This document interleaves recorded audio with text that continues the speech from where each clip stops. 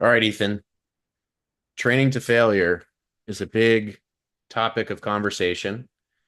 And I want to first take a guess at a definition of what training to failure actually is, because I think that's important to do first. And then I'm going to ask you the most important question of all, which is, do you think that we should do every set um, in training to failure? So, to define failure, I would say that um, failure is predetermined, first of all.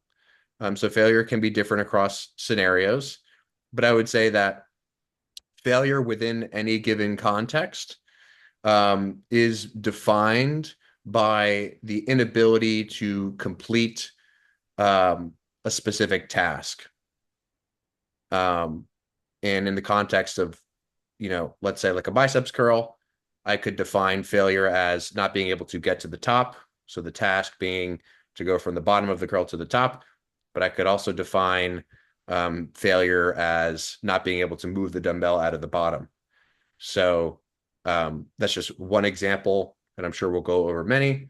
But failure, I define as not being able to complete a predetermined task within the constraints that we've sort of laid out. And sort of with that said, the question that I have for you is, you know, where can we start when we think about training to failure and trying to answer the question of should we do every set to failure? Well, I think we start, as always, with the goal. And the goal in this instance, we're going to assume to be growing more muscle. And then you could just ask broadly, what happens when we train to failure? So if the constraints that are set up, or sort of the um, goal of the exercise, in this case, the bicep curl, is to get into uh, the top position, the greatest amount of elbow flexion that you can achieve with that load.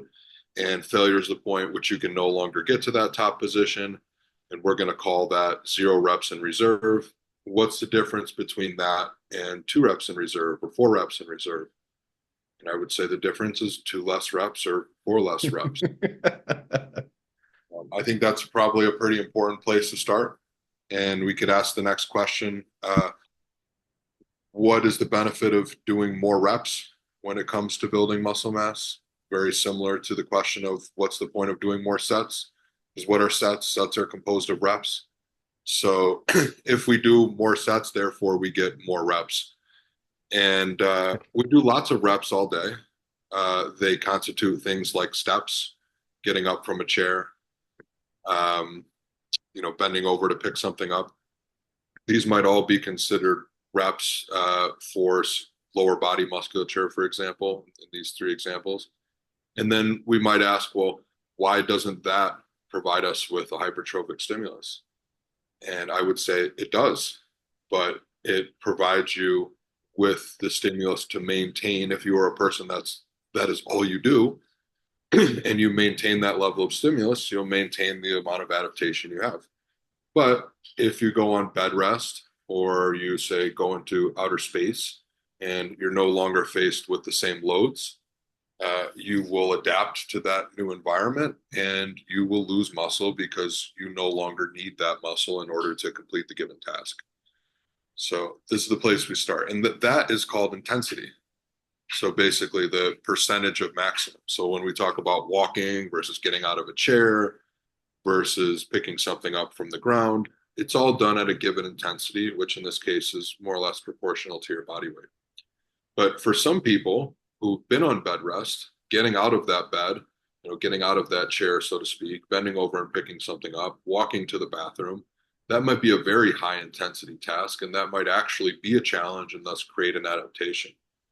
So at any point where we are trying to create an adaptation, we're simply trying to uh, push our bodies a little bit beyond what we have done previously. Not beyond what it can recover from, but simply just doing a little bit more than we did previously within our recovery capabilities. So we don't want to exceed those capabilities per se, but we want to stay within a given range that we can adapt to. So, for example, if I want to run faster, I don't say, well, I must run faster than I've ever run in order to get faster. We simply just run at a necessary threshold, which is different depending on how fast you are, how long you've been running. So, again, in this example, whether it be endurance or whether it be speed, there is a person who walking across the room could be an endurance challenge.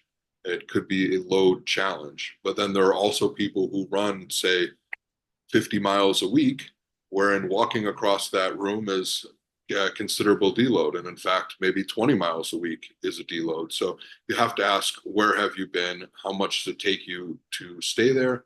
And how much does it take you to make progress at a given rate? And within a given amount of time, how much does it take to sort of exceed your adaptive capacity? So I think that is just a starting place to begin with, which is simply that in order to create an adaptation, we have to create a challenge, a stress to our body. And when we think about it in bodybuilding terms, we say things like volume and we say things like failure, but we really have to ask, like, what are we talking about? What are these made up of?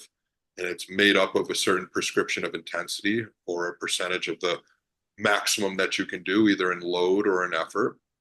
And it's made up of a duration. And you put those two things together, and you have a very specific type of stress. You have low loads and long durations, and high loads and short durations. It can't be both at the same time, but depending on the combination of those variables and other sort of modifying inputs in the system, you create an adaptation.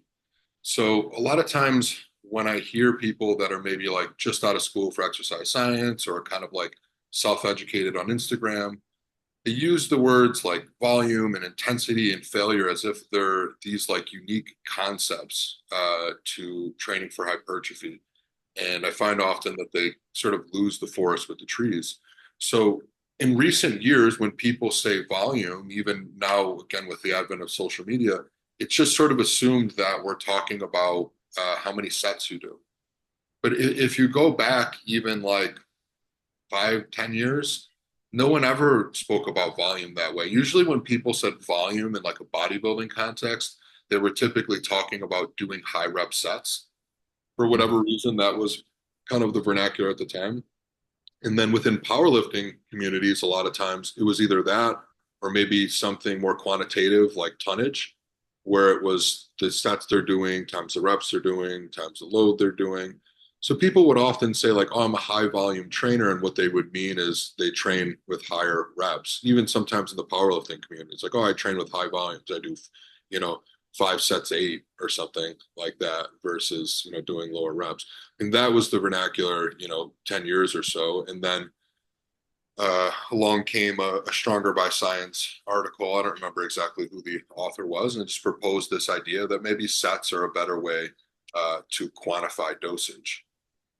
But we're still talking about a proxy that's really, really far from the thing we care about. The thing we care about is what is the hypertrophic stimulus of a given period of time more than anything else, whatever's happening in that period of time. We could quantify it as a rep or the torque demands at a particular joint angle. If we zoom in even further, we could zoom out, we could call it a set, or we could call it a workout, or we could call it a week or a year. It just depends on how much you want to zoom out. The difficulty is we don't really have any good direct measures for the things we care about.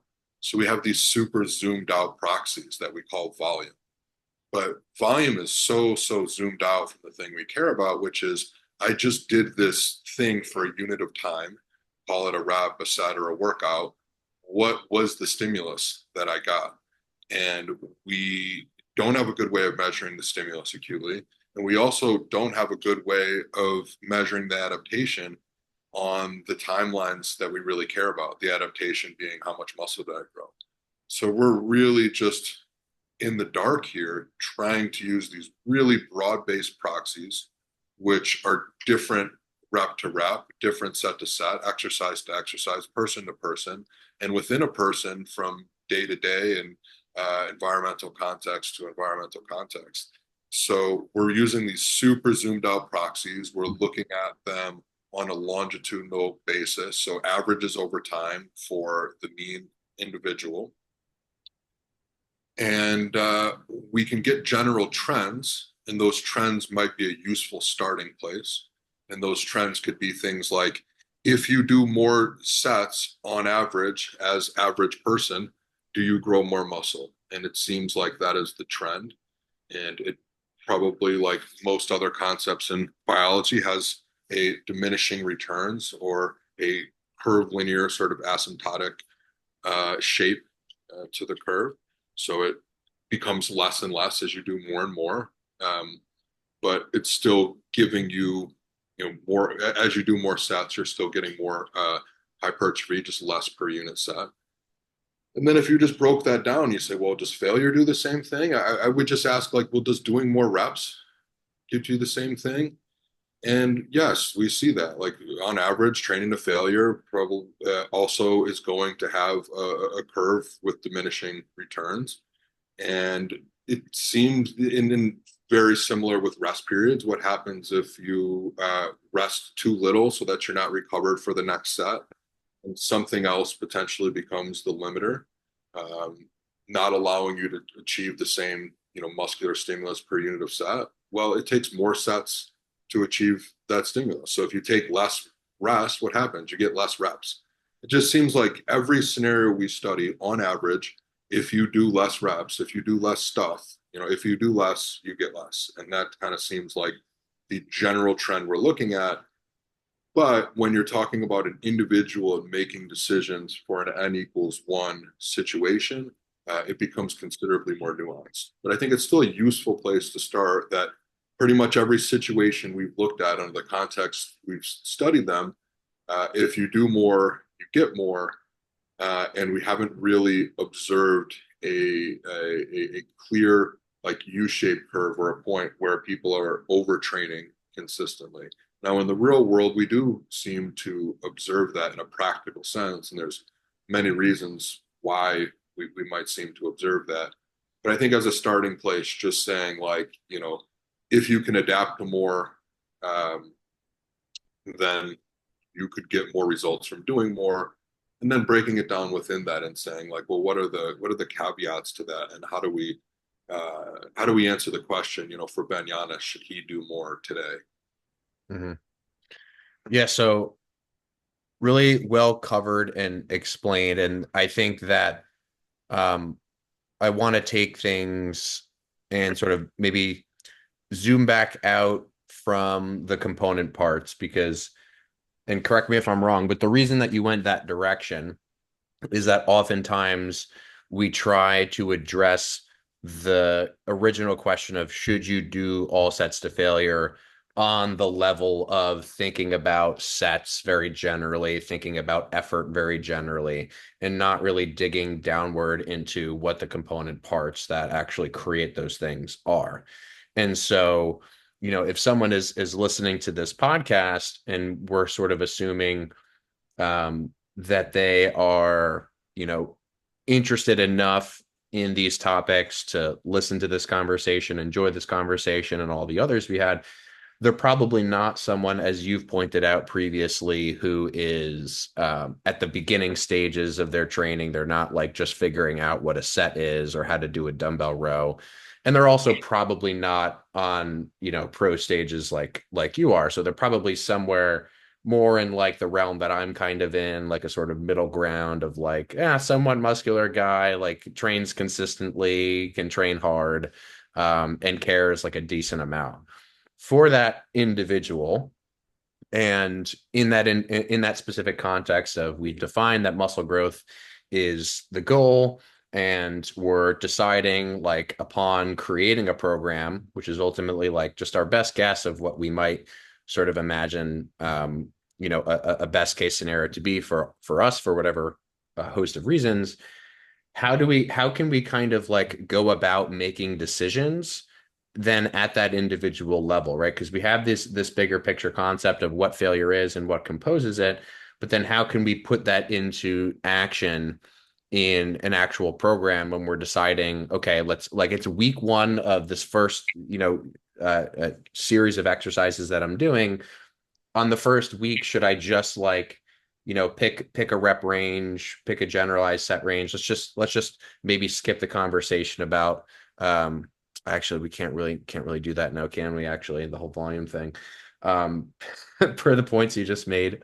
But like you kind of get where I'm going with this, right? Like a starting point. Like what is Ethan's bias insofar as you have a new client who's kind of maybe similar to me, Ben, and you have those specific questions of like, what have you done in the past?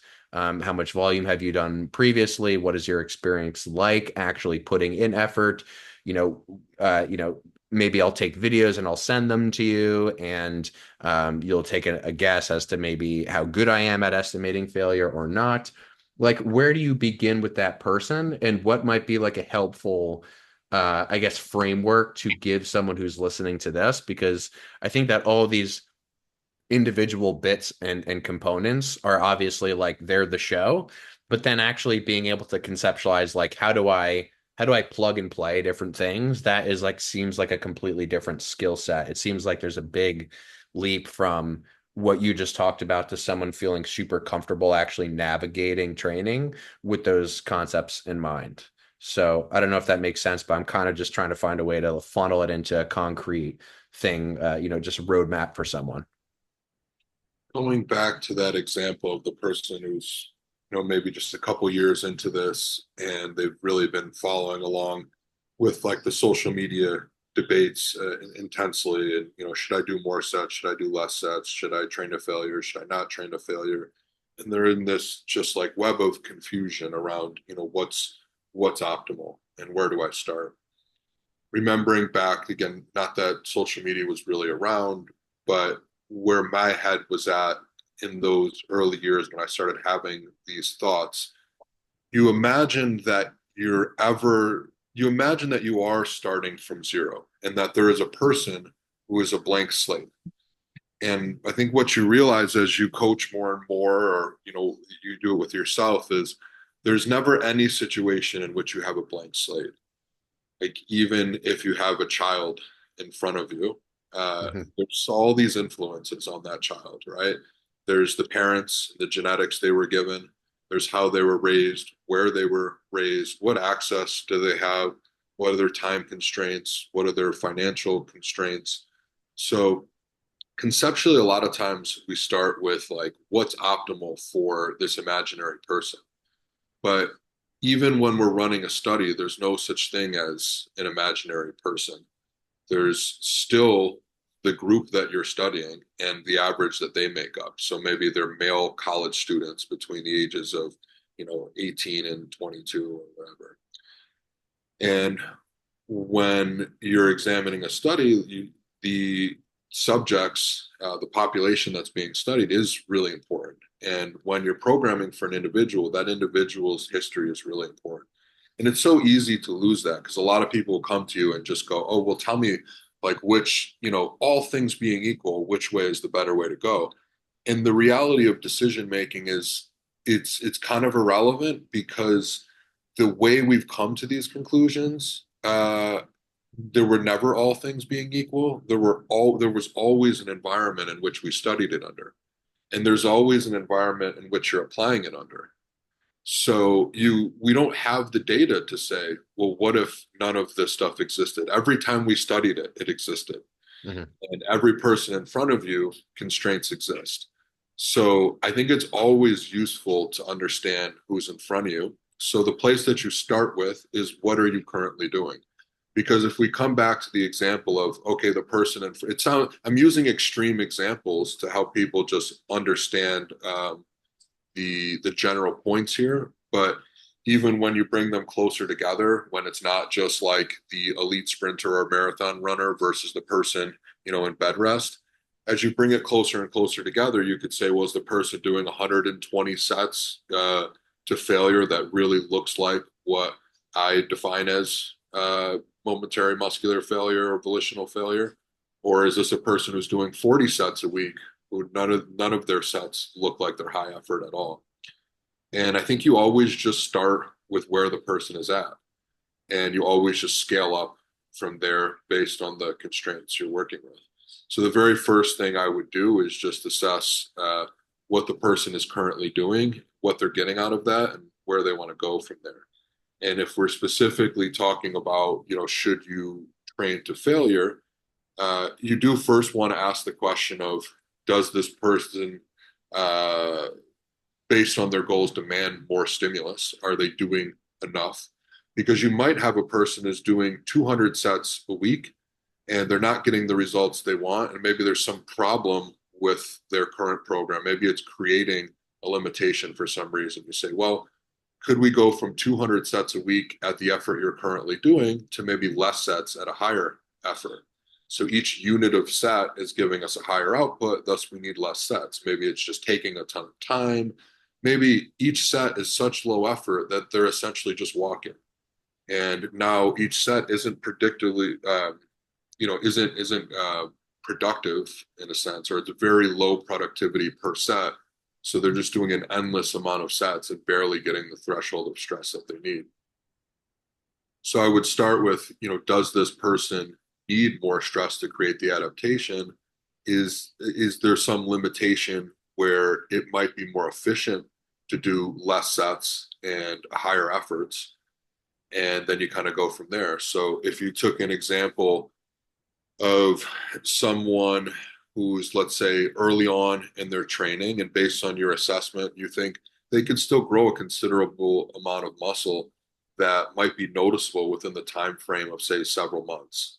And they've been training for a short time, they haven't made a ton of progress. You looked at their training program and you watch, either them train live or you watch videos of them training, and you say, well, this person, compared to their peers, is doing about the same number of sets, but these sets look really easy compared to, some normative value, like whatever that is. Like it doesn't seem like they're getting a lot out of each set. And then you could ask yourself, well, should I give them more of those sets that don't seem particularly productive? Mm. Or should I just make each set more productive? It's just kind of a philosophical question. But for me, the root of this question is that we're all faced with the limitation of time. It's a very universal constraint. So I think as a starting place to just say, like, let's get the most out of our time until the costs that we get from that somehow become negative, we should do that. Like, why not get the most out of our time? There are very few circumstances where, given the cost being equal, we wouldn't want to get the most out of our time. If I told you, like, I can pay you more per hour or less per hour, all else being equal, you're going to want to get paid more per hour. And if I said, well, all else being equal, again, never the case. But if we want to just think conceptually here, and I said you're getting paid a fixed amount per hour. If you need to make more money, you need to work more hours. So at a certain point, these things become reasonably fixed, where it's like, okay, you're doing 40 sets per week. You're with the equipment you have access to, and the way in which you're setting up the exercise and performing each individual rep, you're taking that set as far as you can possibly take it without changing the load. Um, then maybe the only place to go from here is to do more sets. So it's simply just an equation of like, we need to fill this bucket. Do we fill it with really big rocks? Do we fill it with really small rocks? Do we fill it with sand? There's a lot of ways to fill up that bucket, but I think fundamentally you're often just looking at one side of the equation is how do we get the stimulus? We get the stimulus by creating more mechanical stress within certain confines of what constitutes building muscle, meaning high enough intensity, long enough duration, and specificity to the tissues we're trying to train, amongst other things. And on the other side, what are the downsides of doing that? So we could talk maybe a little bit about like what are the proposed downsides of training to failure? Mhm. Yeah, that's funny because I was just going to ask you about the notion that failure training is suboptimal, quote unquote, because of the fact that it induces lots of fatigue. So that's something that like people are talking about now. And uh, Kassem made a post a while ago talking about this concept, and what he called it was fatigue mongering. So people are kind of um, in states of mind now where, because of specific messaging on social media, because of what XYZ guru has said about an interpretation of an interpretation of an interpretation of a study, that we should, in some sense, fear doing too much. And specifically in this context, training to failure too often. And the associated claims are something along the lines of like, you're creating too much muscle damage. We're going to interrupt protein synthesis if we do this. And sort of connective tissue trauma, like, the list goes on. People are saying different things every week now, so I can't really keep track of what exactly is the problem with fatigue. And my first response to that is just that, um, you know, as with any adaptation, we generate some kind of um, stimulus, or we receive some kind of stimulus, which we can conceptualize as stress, and then we respond to that stress, and we get stronger, or we get bigger, or in whatever way, we just become more well equipped to handle the stress. So I haven't really quite understood exactly, even mechanistically, what people are concerned about with this whole fatigue thing. To me, it kind of feels similar to like the overtraining boogeyman concept, where people are kind of getting ahead of themselves and worrying about going backward if they do too much. But in my personal experience, I haven't seen people really pretty. I mean, in one-on-one coaching, when I used to do that online, both in and in person, um, uh, I never like ran into situations where I said, "Whoa, like you're training way too hard. You're doing way too many sets. You're putting way too much effort into your sets." That like has pretty much I've never seen that with anyone except for maybe you. Um, and so yeah, those are my thoughts. But where does your head go when you hear the kind of fatigue claims? And like, is that something that you think realistically people should be thinking about or even concerned about on really any level? Are you wondering why I'm standing up now? No. I got such a bad hamstring cramp. Oh, you did. Feel that? See, Dude, you I normally. started swearing like right as I muted myself. No. So normally, I mean, normally you get up to stand and just alter the force directions on your spine a bit, from Sometimes I'll sitting. grab That's a drink, but no, this is just like a wicked hamstring cramp. all right. That, So maybe, I mean, did you train hamstrings yesterday? You yeah, did, right? I mean, there you go. Maybe you fatigued too much. I also got in the sauna this morning and I've only had probably like one glass of water after 30 minutes of cardio and 30 minutes of sauna at 180 degrees. So Okay, so with that said, wait, say that again? I said I think a Diet Coke is in my future. Yeah, yeah. But with The that said, yeah. I think one of the things that people seem to miss a lot in terms of, forest for the trees and going back to, the population who's listening to this podcast and the information they're receiving online is we might look at a theory or mechanistic data. And I think in theory to say that, well, as we do more, we get more stimulus, but we also create more fatigue, and that a lot of these curves are not just linear curves. So you could ask the question of like, okay, as I do more reps, I would expect that I get more stimulus. That seems to play out in the long run in terms of looking at the longitudinal data, meta-analysis. Like if you train harder, if you train to failure, if you do more sets, as we were saying before, it seems on average that people grow more. And when people are looking at it through a microscope and they say, all right, if I do more reps and I'm training to failure, is it possible that on this set of 10 to failure, that the eighth rep produces a little bit more quote unquote fatigue than the seventh rep, that the ninth rep produces a little bit more fatigue than the eighth rep and the 10th rep. And is it possible that the curve of fatigue and the curve of stimulus don't match up perfectly, that they're not one to one, that for every unit of stimulus that I get, there may not be a directly proportional unit of fatigue? I think that's kind of the general theory of if you're just saying like, well, does it make more sense for me to do a set of eight when I could do 10 reps and then just do another set of eight? Or does it make more sense for me just to go to 10? And like, how do I compare those two? Like, how many sets of 10 to failure does it take to equal sets of, eight not to failure? And the answer is we don't know. But to say that the fatigue generated from 8 to 10 is limiting your muscle growth uh, is something that I think theoretically is a possibility and a good thing to examine. But the way you would look at it is not just by measuring acutely what happens when you go from rep eight to rep 10. It would be to look longitudinally and say, well, what happens when people train to failure versus don't train to failure? And how often do we see worse results when people are trained to failure and not trained to failure? Because that's Mm, the outcome of interest. It's yeah. not just like, what am I C-reactive protein and interleukin 6, or it's not even how many reps do I do on the next exercise. You could say to yourself, you could create a lot of stories about fatigue here because fatigue is not one thing, it's just a generalized term. Fatigue could be at different tissues. Fatigue could be what's happening at the connective tissue level. What's the cost there? What's the timeline of adaptation there?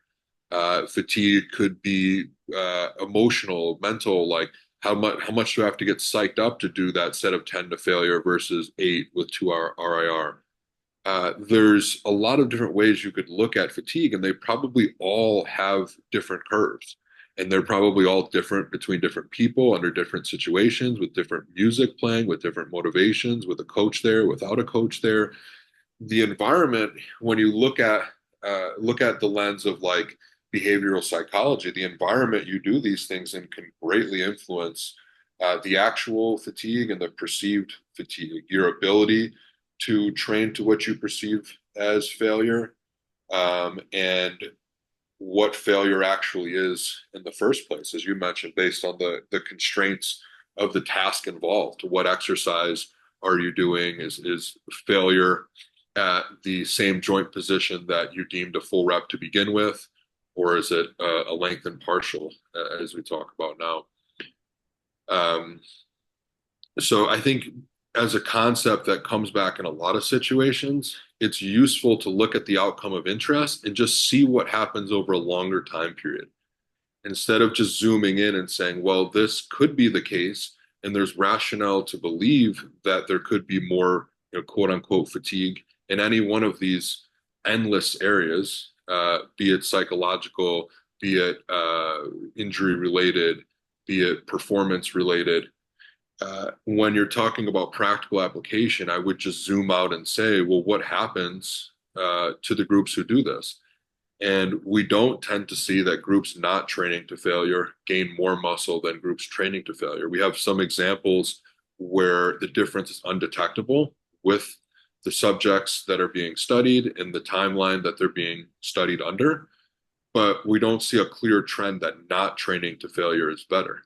Now, maybe in the future, we'll have a better idea of what this relationship is, and we can talk a little bit more about trade-offs of like, well, how many sets not to failure, how many sets training in a short position versus a long position.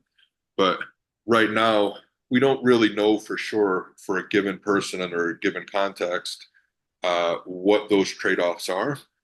But sometimes for an individual, we can kind of just weigh those in the moment, but it's usually practical decisions of like, if I do this exercise too heavy, it creates a problem.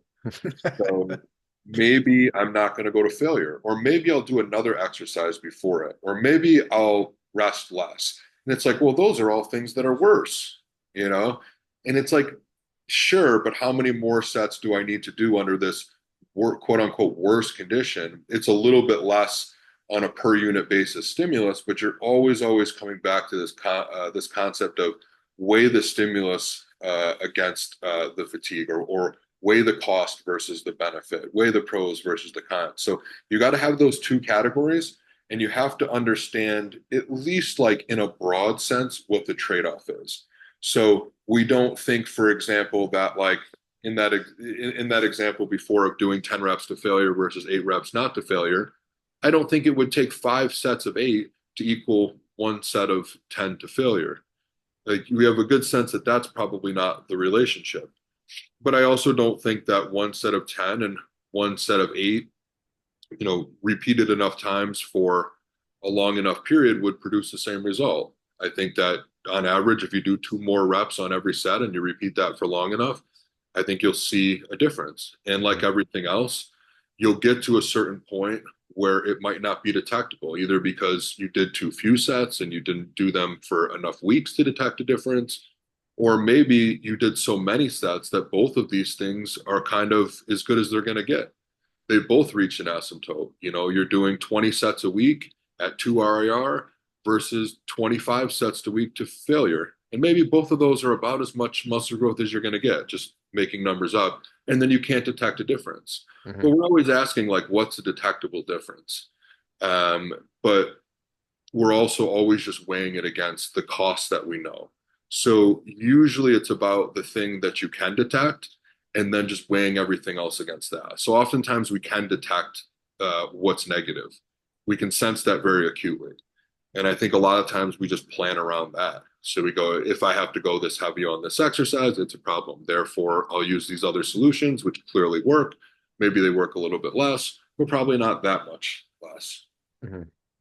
So I really like this overall framework of the more is more and the less is less. And I think it's very easy, maybe not easy, but it's very practical to apply, seems kind of intuitive. And I want to also just maybe expand this conversation just a little bit to kind of include something that might seem tangential, but I think in this context is important, which is this idea of, let's say, like short muscle length training versus long muscle length training.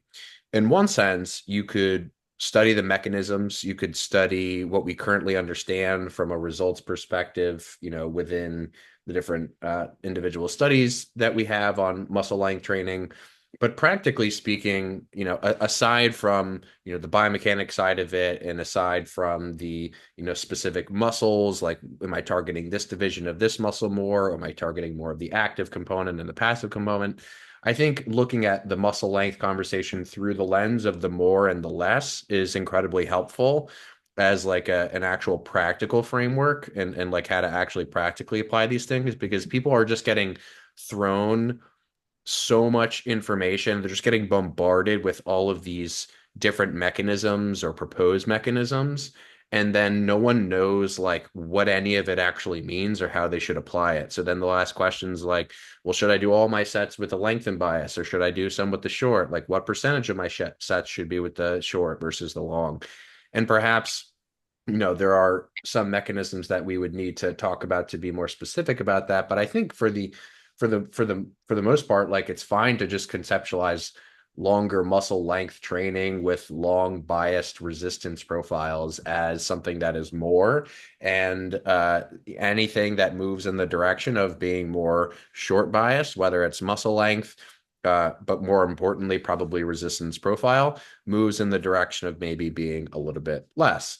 So, like, for example, if you do a rope triceps pushdown and you do two variations of it, the first variation is where you pause at the bottom, like you're squeezing your triceps in the contracted position, versus you just do the top of it, like, you're going to be able to probably use a lot more load for a lot more reps if you're just doing like the shortened partial, even though the range of motion is, decreased in one sense. In one instance, I think it's perfectly acceptable to say, okay, this thing over here, this a longer muscle length partial approach where I'm making it heavy in the lengthened position, that thing is more. And then this other thing over here where I'm really paying attention to the squeeze and pausing in the bottom, maybe I'm not even going to failure in the top portion of the range. That thing over here is less in a relative sense. That doesn't mean that either one of those things wouldn't be more or less relative to someone else doing something else. But I think that the more and less framework applies to much more than just the sets, the reps, and like what you see in terms of math on paper. So did you want to add anything else to that? Other examples or just any, pushback maybe? It's funny when people talk about resistance profiles and are specific exercise setups really more valuable than others, or is it just training to failure, like training to failure or doing more sets? So getting really caught up in believing these terms that we've created, like volume meaning sets, and RIR being sort of a measurable thing. When we get really caught up in kind of believing our own BS just because we've made up words that are proxies for a stimulus, it's so interesting how people can just lose the conceptual model and lose the fundamental idea of what we're trying to achieve. So let me give you an example. Uh, the idea like, does resistance profile matter at all? And well, we know that volume matters. We know that training to failure. So if you're just doing those things, does all this stuff, even matter? I think when you're breaking it down and you say again, well, this thing we call volume and this thing we call failure, they're made up of individual reps. And you cannot have this thing we call volume or failure without reps. So then you have to ask what the hell a rep is. Mhm. And it's the old phrase of just like, bigger pile of shit is still a pile of shit. And zero times anything is still zero. So the fundamental unit still has to have weight. It still has to mean something. We get caught up in these things that we've given names, and we just say, well, these are the things, but what are they made of? It's really important that they be made up of a thing, of a unit, and we just assume that those units are all equal, and that just seems like a silly assumption to me. Again, if you just think far enough, in terms of going back to the bed rest person, versus the athlete, that spectrum will always exist. So, how much better is a lengthened partial than a short biased or a shortened partial? Or how much better is training one rep from or zero reps from reserve versus one or two reps in reserve? Understanding exactly what the magnitude of each of those things is, hopefully we'll learn more about in time. But even within all of that, we still just have what's the magnitude of the individual rep?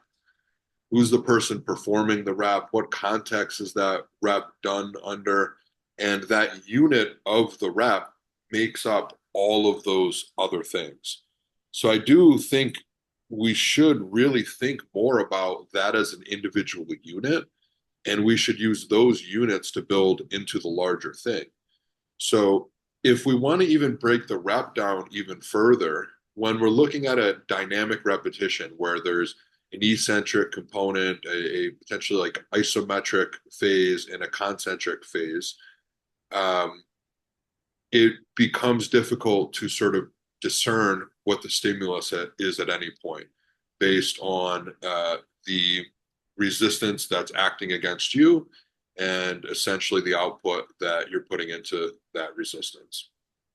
So if we look at it, say, through like an isometric lens, and we just say, well, is there any research looking at, for example, like a lengthened isometric versus a shortened isometric? So we can just start to isolate these components. Well, ultimately, you're still looking at a resistance profile in a sense. And what is that resistance profile? It's a profile where 100% of the tension is either in a lengthened position or in a shortened position. So there is no tension in any other part of the rep. And it seems pretty clear that the lengthened position, in just about every case, produces more hypertrophy than the shortened position in an isometric. So I think as we start to break these things down into more and more finite parts, and we say, well, that's pretty good evidence that, creating tension from that position, all else being equal, produces better results. But what would happen if there wasn't any tension there? What would happen if you just did this? Like, what is an isometric with no tension? It Mhm. doesn't exist. You have to shove into something. What is it with less tension? And just looking at this spectrum of like, where is there torque? Where is there resistance? And if there is no resistance, there is no rep. So just fundamentally, there has to be resistance in order to, in order for there to be a contraction, in order for there to be a rep at all. So the idea of, does it matter if we have resistance there? Well, it's everything. The resistance there literally is everything. Yeah. So how much does resistance profile matter? Well, it's everything. But also what happens in reality is a lot of these things have been standardized for us. So it is everything in the sense that it can be zero to, some undefined maximum. But when we think about it in typical terms, we aren't comparing zero ever. And that's kind of why I gave the example of like the isometric. We're just comparing normal, and what's normal? Someone decided to build a leg extension this way. Someone decided to give you a thigh pad on a lat pull down. Someone, decided to give you a thigh above your knees for a leg curl. Someone decided to build a cam a specific way for a leg extension, for a chest press machine.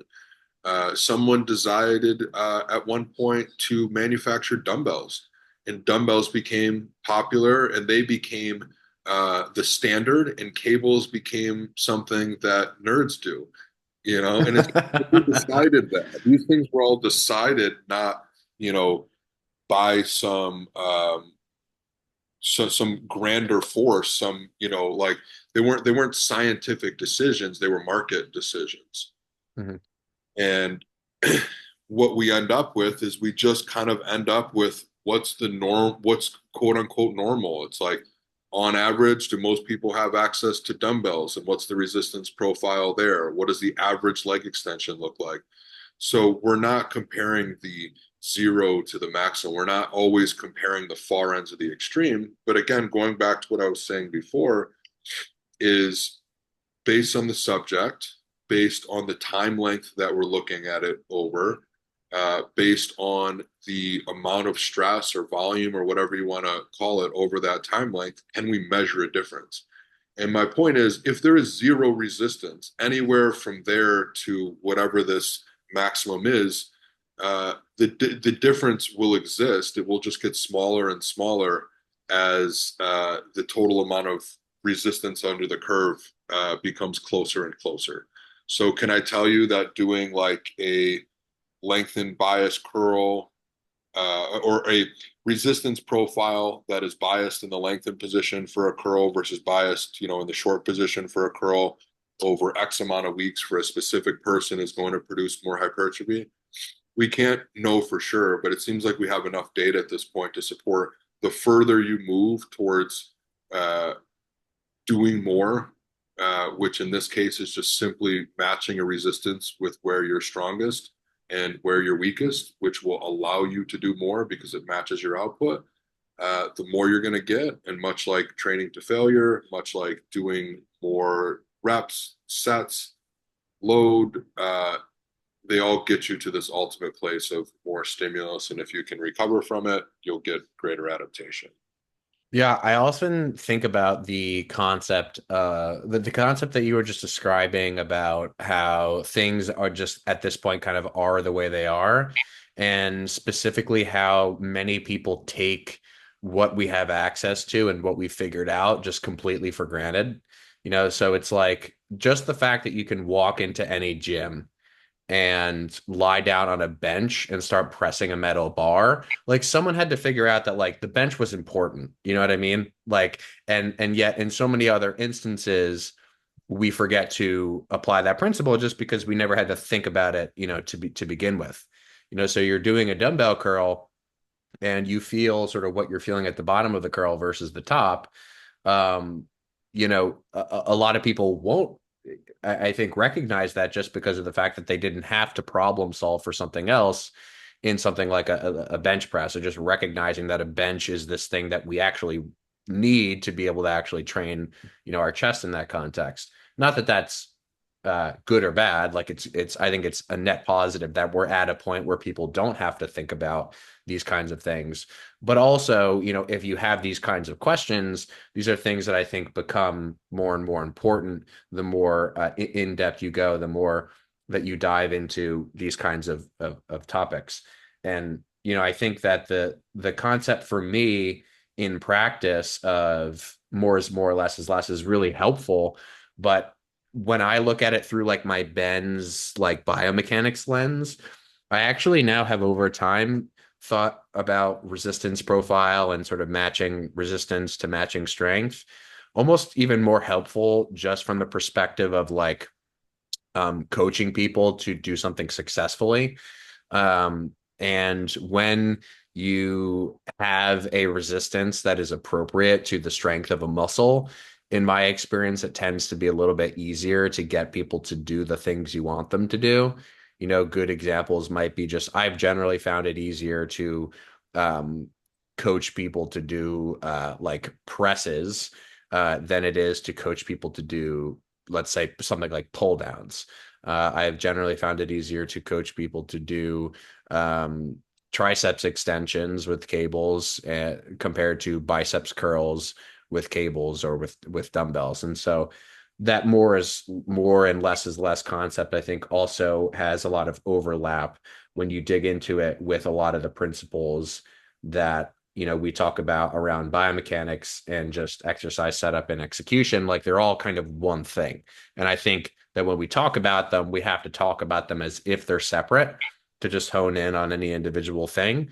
But ultimately, understanding that all these things are happening simultaneously, I think, is also important to recognize and to be able to think about, like when you step out of this conversation, that these things don't exist in isolation. Like everything exists within it's kind of self-explanatory to some degree, but everything exists within the context of everything else. So we can't just have an isolated conversation about profile or resistance, as we're saying, without then talking about reps and volume. Like you invoke one thing, it's kind of like how if you were to say like who is Ethan, we could say like, well, we could describe your characteristics, but we could also describe the fact that like you're a human being. And what is a human being? Well, a human being is this organism that lives on this planet. And so all of a sudden, like you talk about just Ethan and you end up somehow invoking like everything else around Ethan that makes you understand Ethan in some sense. So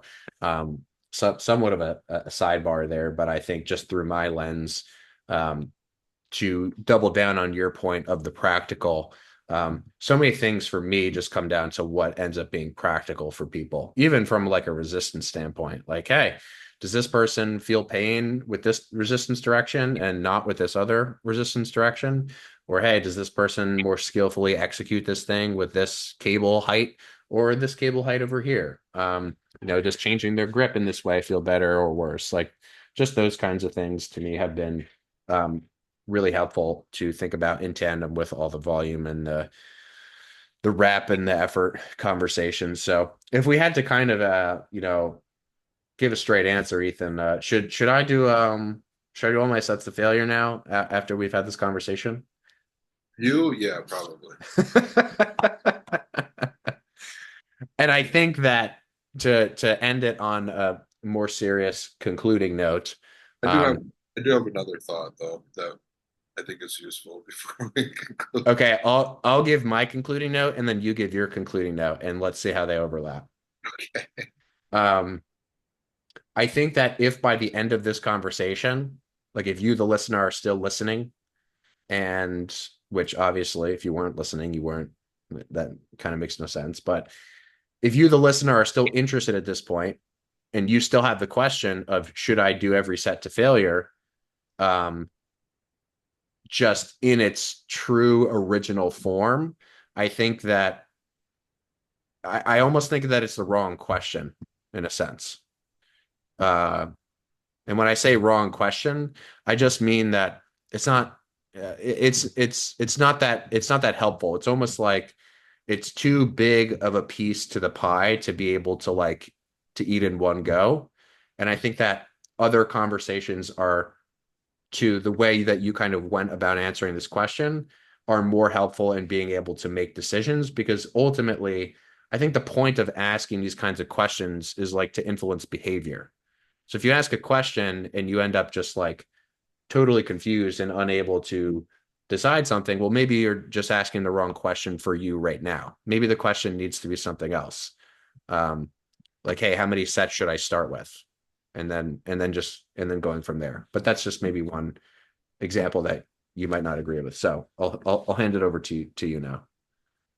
I sort of think in just like the most practical sense and just trying to answer it in the most black and white way, which again is never like really our aim and MO per se, but just kind of like forced to do so.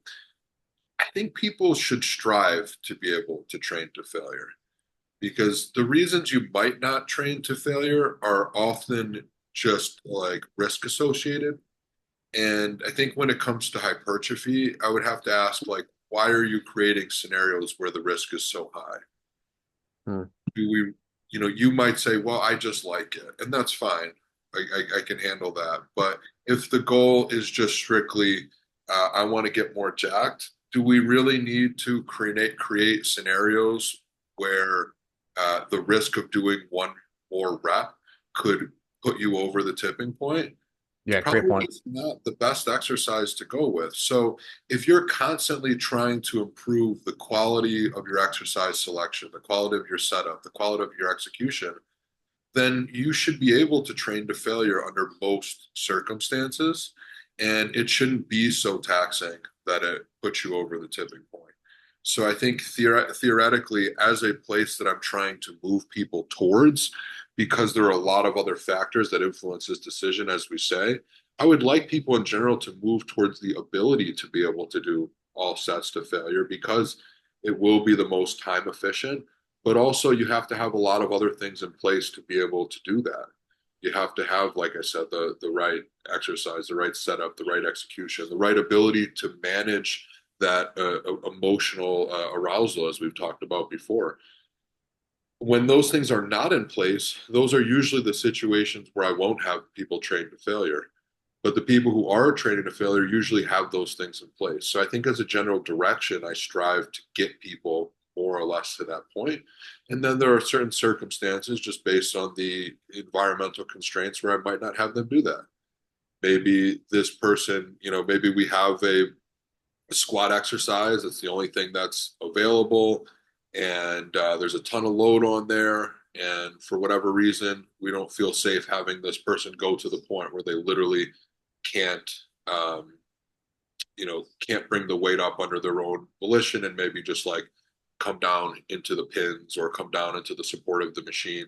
Maybe that's not the best strategy for that specific exercise, but there's plenty of exercises where finishing on the pins is perfectly fine. Finishing in a lengthened position after doing a few partials is perfectly fine. Doing a few partials in the bottom of a back squat with no pins, probably not fine. You set that up in the first place. Yeah. So I think it's a place to strive for, not in and of itself, but because of all of the other things that go into it. If you have those things in place, you're probably a more advanced, more skilled lifter when all of those things are in place. The other thing we didn't talk about that you and I have just sort of conceptualized before is you mentioned the question of like what is failure, and you defined it as this like task failure within the constraints that are given. But just sort of imagining what that means theoretically is pretty useful. Like coming back to this idea of zero RIR and resistance profiles, and what does failure mean in the context of different individuals with different exercises that have different resistance profiles, and just how much that can vary. And how the idea of failure is not a single measurable unit. We talk about it as if it's this thing that exists. It's a unit. It's a calorie. When we say a calorie, this is a thing we can measure in science with, at least historically, it was measured with what's called a bomb calorimeter. I don't know if there's new ways of doing this, but uh, there are units that we've agreed upon that we can measure in science. We can define them. We have gravity on planet Earth. So when you step on a scale, we have a defined reading uh, with your mass and gravity. We get kilograms or we get pounds. And this is a universal thing. And we talk about failure as if it's a universal unit, and it's Mhm. just not even close. And I think, again, going back to a conceptual model of just how far reaching this can be, to your point before, when we think about the exercises that we see in the gym now, and just the thought that those were handed down by science or that they've always been, and that there haven't been iterations of that. I mean, I've been to gyms where incline benches have no seats on them. So you literally, That's crazy. I've never seen one of those. yeah. Look, though, I mean, there are overhead. Think about the way people used to do overhead presses. There was nowhere to rack them. You had to clean it first. Mm. Yeah, back when men were men and you had to lift it on your own. Yeah, if you want to overhead press it, you got to clean it first. Yeah. So there's a lot of things we've come up with uh, to improve the local stimulus that we get. But if you, for example, had, I don't know, like a really long band that you were doing curls with, and it was, say, set up, 5 feet in front of you, and you're curling this thing that's getting heavier and heavier as you bend your elbows, and you say the point of failure is when, again, I've reached the point where I can flex my elbow on rep one as much as I can on the rep in which I fail. Well, you might be able to do 10 times as many reps doing the first half of the motion as you can doing the whole thing. There is some maximum, again, where you can only do one rep in the short position where you get your elbow, quote unquote, fully flexed. But you could do 50 reps in the first half of it. There is some maximum where all of the load is at the point where you are essentially the weakest, and it is so minuscule in the rest of the range that you could do 5, 10, an infinite amount more reps in one part of the range than the other. There is also a maximum where failure effectively doesn't even exist, which is this futuristic machine where every ounce of force that you output is matched by the resistance of the machine. So this exists in a sense, like with isokinetic machines, where you're pushing as hard as you can, which is not the case in typical dynamic exercise, like resistance training, where each rep is not a maximum. Each rep is you just overcoming the resistance provided by the implement. Whereas in research, if you're using an isokinetic device, every second is a maximum. You're always pushing as hard as you can against an immovable object that's moving at a fixed speed. So when you're pushing as hard as you can, where do you define failure? There has to be some drop off point, some amount of force that you're producing that we call failure.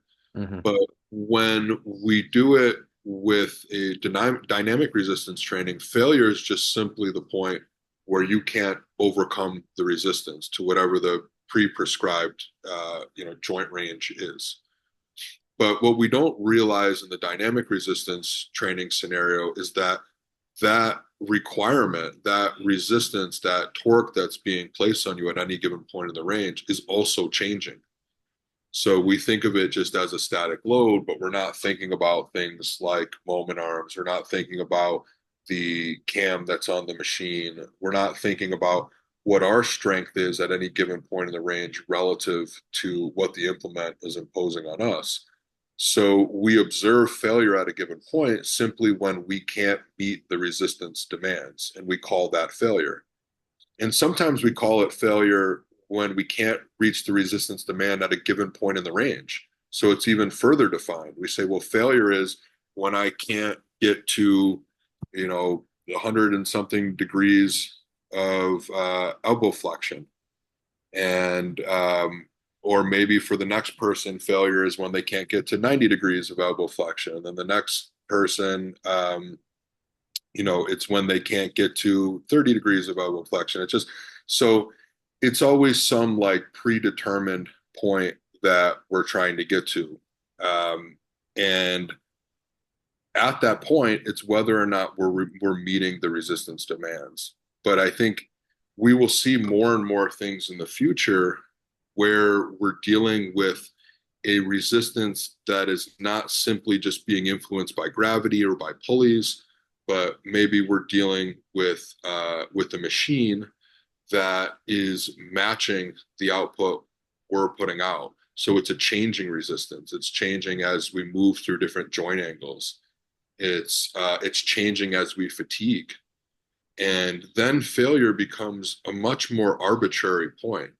It might just be a time. It might be, I want to fail at a specific point at a given time. I want to do 30 seconds of the maximum I can do, and I want to do it at these joint angles. But Yeah. it's all this prescription of just like, what is the intensity that I need? I don't want to fall below that intensity. What's the joint angle that I want to train it at? And what's the time frame that I want to do that within? And then we can call it failure whenever you don't meet those. So if it's a continuous drop set where the load just keeps getting lighter because we have a machine tuning it, we could say, well, I don't want the machine to go below 30% of my maximum output at this given joint range when I'm fresh. Or we could say, I don't want the set to go past 120 seconds. I want to fail when I'm in just above the most like lengthened position for this muscle that I can safely achieve. And you could just preset all of those things on this imaginary machine, and no longer would you just be matching sort of the constraints of this like fixed system that you're working with. So again, just trying to come full circle here, we're defining failure as if it exists as a particular unit between people, between exercises, and between the sort of setups and goals that we have within that exercise. But I think we really need to look at it as just a continuum of stress imposed within a given time frame, and we need to break it down in a theoretical sense to really just the joint angles, the intensities, and the durations that they're being imposed through, and come back to the concept of like, if you can do more within a rep, if you can do more within a set, if you can do more within a workout, within a week, within a training cycle, and you can adapt to it, without exceeding whatever sort of the preconceived limitations or costs or side effects, whatever we want to call these things, without incurring too many negative effects, then that's what we're looking to do. So at the end of the day, more is more until it's not. That's such a good note to end it on. However, I have one other thing to add, which is that to your point earlier, we can't sprint faster than we can sprint. And oftentimes the language that I think makes this particular conversation confusing is how we talk about failure in the sense that I can go beyond failure, like I'm going past failure. And so the classic example is like something like a drop set, which is basically just another version of what you described in, this imaginary futuristic machine, which will match your output, right? We're basically just lowering the weight on a weight stack once we can no longer meet the demands of the force, the torque, and we can just basically do that until we get to the bottom pin on the machine. Maybe once we reach the bottom pin on the machine, someone else can push more and more for us. maybe after that point, then we call it a day and we say, okay, now I've reached true muscular failure. And so I Well, just said, I guess failure would be the point at which you tear the muscle, right? yeah, like that's true. Yeah, I guess so. Yeah, the point at which you can no longer have a muscle to contract. Yeah. Yeah, exactly.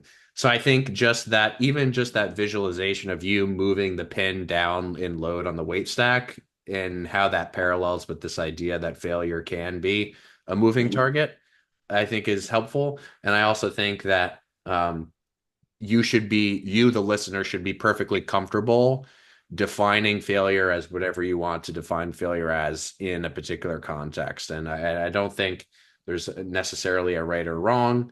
I think I would have certain recommendations in certain contexts, but beyond that, I think that it's neither good nor bad to do a drop set, to not do a drop set. Like you said, I think more is more and less is less. And I think that overall, one more example just for people to think about, because sometimes examples I think can be helpful when you give different kinds. Uh, you know, we look at this concept of cheating, like cheating during exercises, as ways to, I don't know, like prevent ourselves from targeting the muscle we want to target.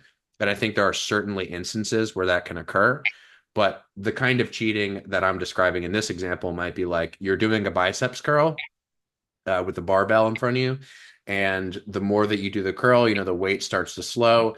And once you kind of get to a point where you can't really get to the top, maybe you like do a little bit of a lean back, or maybe out of the bottom you start to toss a little bit more, or maybe you do something weird with your knees, like to sort of launch the bar a little. Like those are all just different versions of a drop set to me. Like you're just basically getting the muscle to a point where it can't actually move the load where you're trying to move it. And so what you're doing is you're just simply decreasing the force requirement of the barbell on your elbow flexors in this case. And so you're using other things to basically just circumvent actually failing. In other words, you're working quote unquote deeper into failure by just redistributing some of the load elsewhere. It would be the same thing as just simply moving a pin down on a weight stack. Now, that's something I wouldn't. Could we call that like a drop rep then? Because when you do a drop set, you're still dealing with the same constraints within a rep. Sure. What you're saying is the failure point is not within the set, it's within the rep. So what's happening is you're changing this, imaginary pin within the middle of the rep. Mhm. Whereas on the drop set, you have to do the whole set. You have to work within the constraints that each individual rep faces. But when you do a drop rep, it's like midway through the rep, you're moving this imaginary pin. Yeah. And, the rabbit hole just goes deeper and deeper. But we've gotten back to this point of it's still about the rep. And it's if you do a drop rep and a drop set, is that the same, as someone else's set? And then when you add those sets up, is that the same as someone else's volume? So now you have this thing you call volume, but it's made up of all these drop reps. And it's like they're not all equal. Yeah, so now we end up at a point where we just we shrug our shoulders and we say, work toward training to failure more. Maybe. And yeah, I think that was a lot of value. And I was happy to kind of get this out there for people, because I think just to kind of, you know, like the way that you have described what you've described today is definitely unlike what anyone is really talking about in relationship to failure training. So I'm excited to see the response from people to this, and to see the value that they can get from it. And if maybe for those of you still listening after we ended the podcast 20 minutes ago, just let me know, send me an email, send me a message if you want. If you have additional questions about this, we're happy to do more episodes and have more conversations on it moving forward. So we'll see everyone in the next episode.